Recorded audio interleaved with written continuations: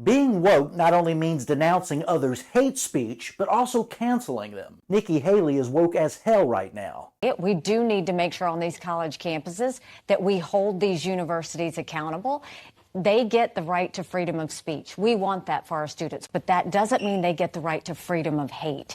Actually, yes, they do, Nikki. Hate speech, extreme speech, even most violent types of speech are all protected by the First Amendment. But Haley sees these students' speech as such a menace that she would revoke their constitutional rights. She gets to decide what hate speech is. Ron DeSantis is woke too. The governor recently asked Florida's public universities to deactivate the student group Students for Justice in Palestine, and he also said this. They are a group which publicly says that they don't just stand in solidarity with Hamas, that they are part of what Hamas is doing. That is material support to terrorism, and that is not going to be tolerated in the state of Florida, and it should not be tolerated in these United States. Now, DeSantis has provided no material evidence of this supposed material support for Hamas. That kind of support would be money, resources, weapons. No, DeSantis is just talking about their speech. Even if they are speaking in disgusting ways about faraway violence, it's still protected speech. But DeSantis sees this speech as such a menace that he's willing to suppress their constitutional rights. He gets to decide what hate speech is. Haley and DeSantis are not alone. AOC agrees with them on what the threshold should be for restricting what they consider dangerous speech.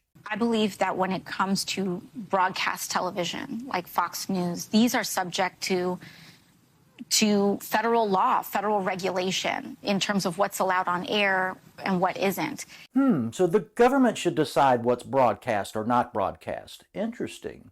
And when you look at what Tucker Carlson and some of these other folks on Fox do, it is very, very clearly incitement of violence. AOC sees Tucker Carlson's speech as such a menace that he should be subjected to federal regulation, federal law. In other words, they should take away his constitutional rights to protect people from what she considers hate speech. And she gets to decide what hate speech is. The Supreme Court takes a very narrow view on what constitutes incitement to violence. A 1969 landmark case, Brandenburg versus Ohio, decided that encouraging violence that is intimate, that kind of speech is not protected. But most other forms of speech, including calls for violence, are protected. Think about it like this. You can have a sign that reads, "Kill all Eskimos," but if you and some other people who don't like Eskimos see an Eskimo and say, "Let's kill that Eskimo," that is not protected speech. Tucker Carlson's speech doesn't do that. The same is true for the pro-Palestinian student groups who have a lot of horrible speech, but all of it is protected under the First Amendment, the same as Tucker Carlson's. After years of fighting cancel culture, the right now copies the left, and Republicans are making their own new version of cancel culture, with Nikki Haley and Ron DeSantis leading the way.